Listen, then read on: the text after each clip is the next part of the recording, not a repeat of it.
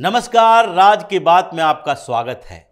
अगर जख्म नासूर बन जाए तो उसकी मरहम पट्टी नहीं करते हैं, बल्कि उसकी सर्जरी करते हैं, उसे जड़ से उखाड़ कर फेंक देते हैं। यही सिद्धांत कहता है। और ऐसी ही समस्याओं पर चर्चा कानून मंत्रियों की बैठक में हुई कि क्या इस जख्म को ऐसे ही सड़ने दिया जाए या इसे काट कर फेंक दिया जाए। समस्याओं के समाधान के लिए अलग अलग समय में अलग अलग परिवर्तन करते रहे, लेकिन यह समस्या ऐसी है कि खत्म होने का नाम ही नहीं ले रही है। हम एक चेंज करते हैं तो दूसरे के ऊपर एक नया बवाल शुरू हो जाता है। यह चर्चा हो रही थी अरविंद केजरीवाल के लिए, जो दिल्ली का मुख्यमंत्री है, और दिल्ली के मुख्यमंत्री रहते हुए भी उसे यह समझ में नहीं आता है कि दिल्ली राष्ट्रीय राजधानी है। दिल्ली को राष्ट्रीय राजधानी की तरह ही माना गया और इसमें कई परिवर्तन का दौर आया, जिसके कारण यहां पर कभी विधानसभा रहा तो कभी विधानसभा खत्म किया गया। लेकिन अब जब विधानसभा है,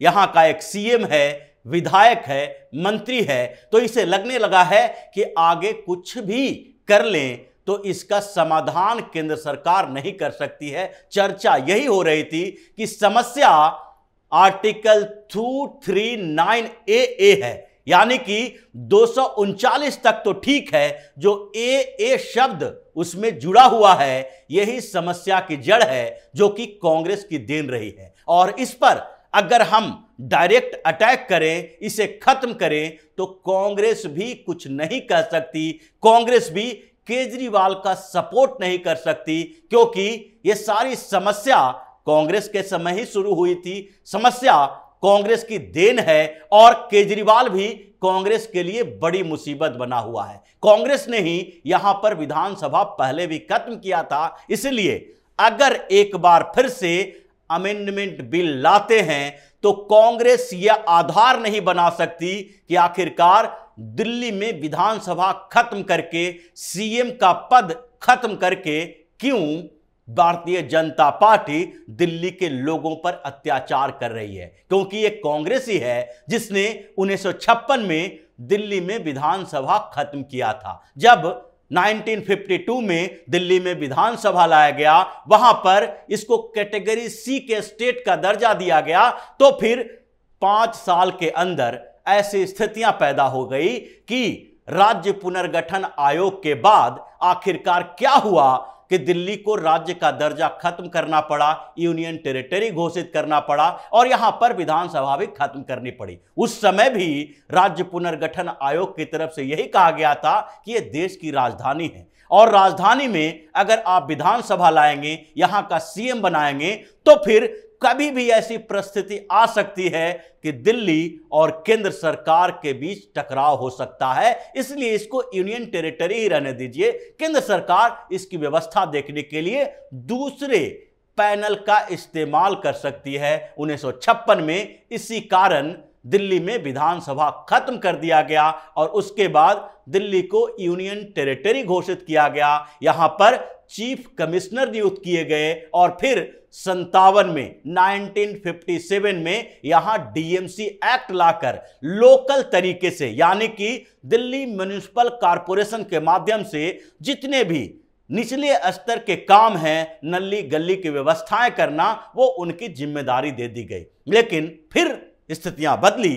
1966 में म्युनिसिपल कॉरपोरेशन तो रहा, लेकिन चीफ कमिश्नर का जो पोस्ट था, उसे लगा कि यह पोस्ट कमिश्नर नाम से सही नहीं लगता है, क्योंकि डेमोक्रेटिक सिस्टम है। कमिश्नर जब शब्द बोलते हैं तो ऐसा लगता है कि कोई आईएएस अधिकारी, यानी कि किसी अधिकारी के जिम्मे ही दे दी गई है। यह डेमोक्रेटिक गवर्नमेंट है, इसलिए कुछ शब्दों में बदलाव करना चाहिए और बदलाव किया गया। उपराज्यपाल को दिल्ली की जिम्मेदारी दी गई। यह क्यों दी गई? क्योंकि यहां पर दिल्ली एडमिनिस्ट्रेशन एक्ट लाना था, जिसमें एडमिनिस्ट्रेशन के लिए एक पैनल बनाया जाए और उसमें सलाहकार के तौर पर दिल्ली के जो पॉलिटिशियन हैं वो भी उसमें सलाहकार हो सकते हैं और इसकी व्यवस्था चलाई जाए। यह व्यवस्था बहुत अच्छी चल रही थी, दिल्ली का विकास हो रहा था और दिल्ली में कोई भी कंट्रोवर्सी कभी भी केंद्र सरकार के साथ या किसी और मामले में नहीं चली। लेकिन हुआ क्या,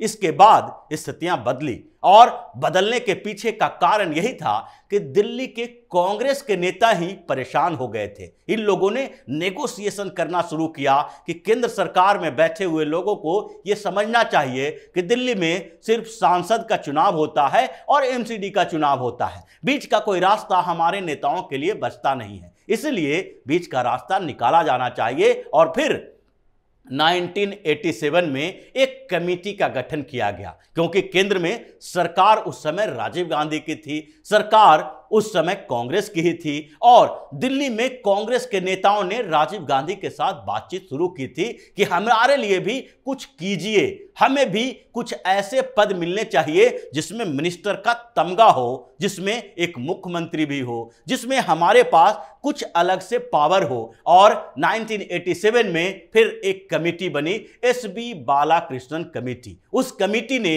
2 साल के बाद फैसला दिया और उस कमेटी की रिपोर्ट के आधार पर फिर से एक अमेंडमेंट एक्ट लाया गया। Amendment act 69th amendment act जो लाया गया, वो अमेंडमेंट ही दिल्ली की परेशानी का कारण बना जो आज अरविंद केजरीवाल के हाथों में है। ये कैसे संभव हुआ? क्योंकि जब जो कमेटी बनाई गई थी बालाकृष्णन कमेटी, उसमें जो उसके फैसले आने थे 87 के बाद थे, वो रिपोर्ट तो पहले भी आ सकती थी, लेकिन बीच में सरकार बदल गई थी।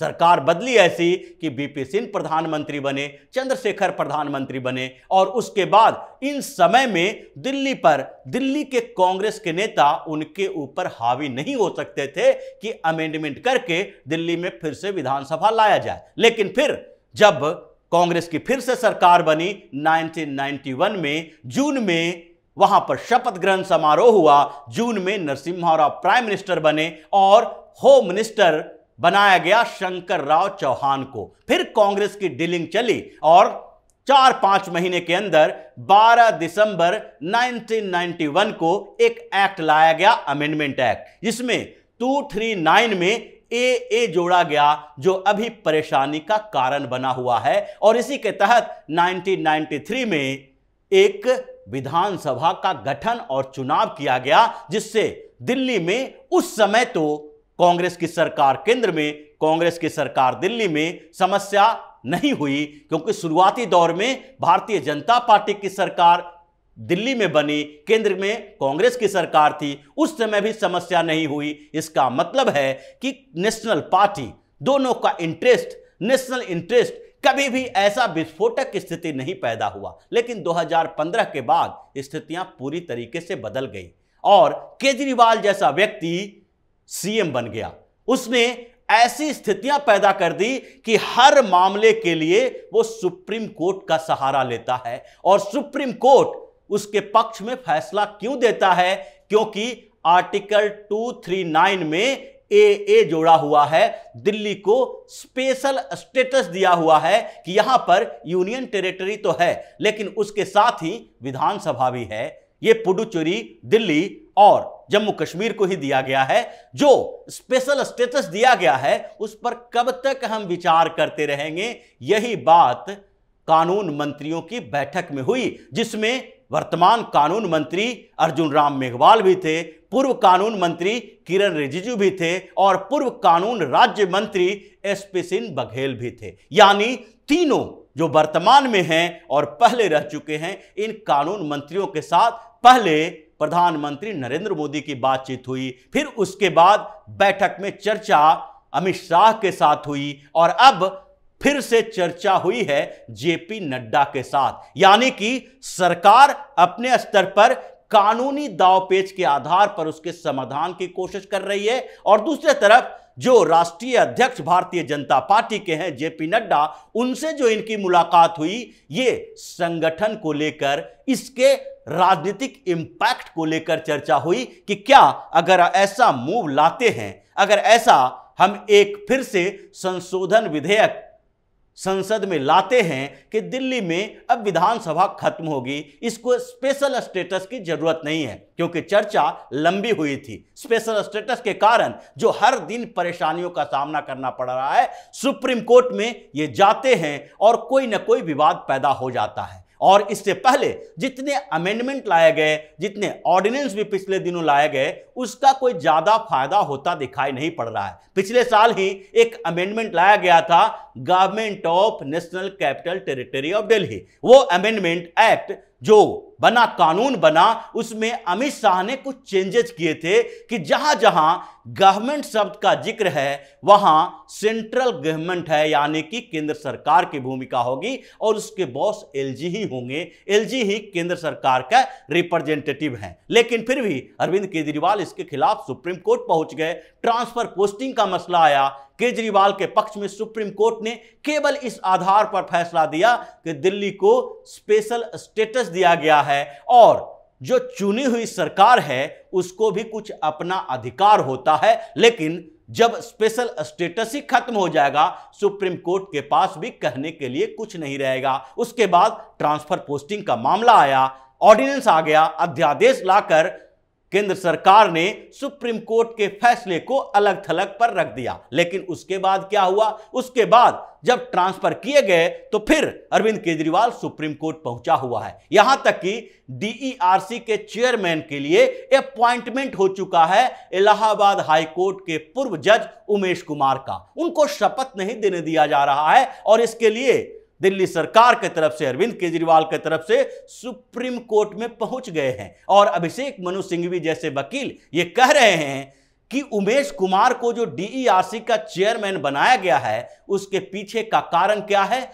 ये जो केंद्र की सरकार है, भारतीय जनता पार्टी की सरकार है, वो दिल्ली में 200 यूनिट के बिजली सब्सिडी को खत्म करना चाहती है, जो पुअरेस्ट ऑफ द पुअर को दिया जाता है। अब पता नहीं सिंघवी साहब को क्या लगा, लेकिन एसजी तुषार मेहता ने साफ तौर पर कह दिया कि ऐसा कोई इंटेंशन नहीं है, सिर्फ और सिर्फ मीडिया का ध्यान खींचने के लिए यह सब विवाद उठाया जा रहा है। लेकिन समस्या वही की वही है। सुप्रीम कोर्ट ने शपथ के लिए टाइम बढ़ा दिया। 11 जुलाई को अगली सुनवाई होगी। अब जो डीईआरसी का चेयरमैन बनने के लिए तैयार हैं, जो शपथ लेने के लिए तैयारी हो रही है, वो बीच में ही अटक गई, क्योंकि साथ ही स्पेशल स्टेटस का दर्जा दिया गया है दिल्ली को, क्योंकि आर्टिकल 239A जोड़ा हुआ है, जिसमें यह साफ तौर पर कहा गया है कि दिल्ली में विधानसभा होंगे, एक चुनी हुई सरकार होगी और वो सरकार कुछ फैसले करेगी। मतलब बाइफर्केशन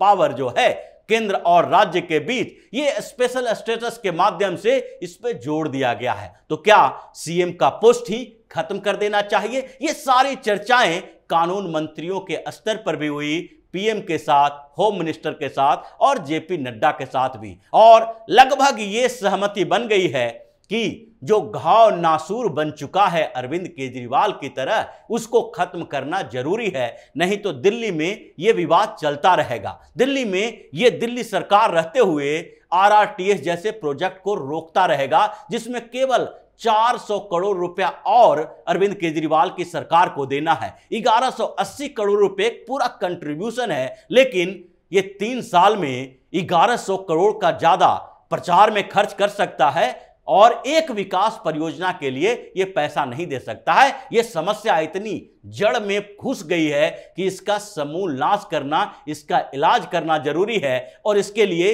इसको काट कर फेंकना पड़ेगा। मतलब आर्टिकल 239AA में संशोधन करके फिर से AA हटाना पड़ेगा, स्पेशल स्टेटस हटाना पड़ेगा, विधानसभा खत्म करनी होगी, सीएम की कुर्सी केजरीवाल से छीननी होगी और यहां फिर से एलजी और उनके एडमिनिस्ट्रेटिव सलाहकार यही काम करेंगे, जिससे दिल्ली की विकास की गति जो है पहले से ज्यादा दुगनी तिगनी हो सकती है। और यही आधार अब बना हुआ है। कभी भी यह बिल आ सकता है, ड्राफ्ट तैयार किया जा रहा है, इसीलिए कानून मंत्री के साथ और पूर्व कानून मंत्री के साथ बातचीत की जा रही है और उसके साथ संगठन के स्तर पर भी, यानी जेपी नड्डा इनसे तो बात कर ही रहे हैं, दिल्ली यूनिट के साथ भी बात कर रहे हैं कि इसका पॉलिटिकल इंपैक्ट क्या पड़ने वाला है लोकसभा चुनाव में। और जब विधानसभा रहेगी नहीं तो हम विधानसभा के चुनाव के लिए चिंता क्यों करें, केवल लोकसभा चुनाव की बात होगी। 7 सीटें हैं, भारतीय जनता पार्टी मैनेज कर लेगी कि कैसे इसमें से हार हो या जीत हो, लेकिन इस केजरीवाल का पूरा इलाज करना जरूरी है। तो इसी तरह की खबरों के साथ फिर से हाजिर होंगे, तब तक के लिए बने रहिए हमारे साथ और देते रहिए हमें सहयोग, ताकि इसी तरह की खबर हम आपके लिए लाते रहें। धन्यवाद।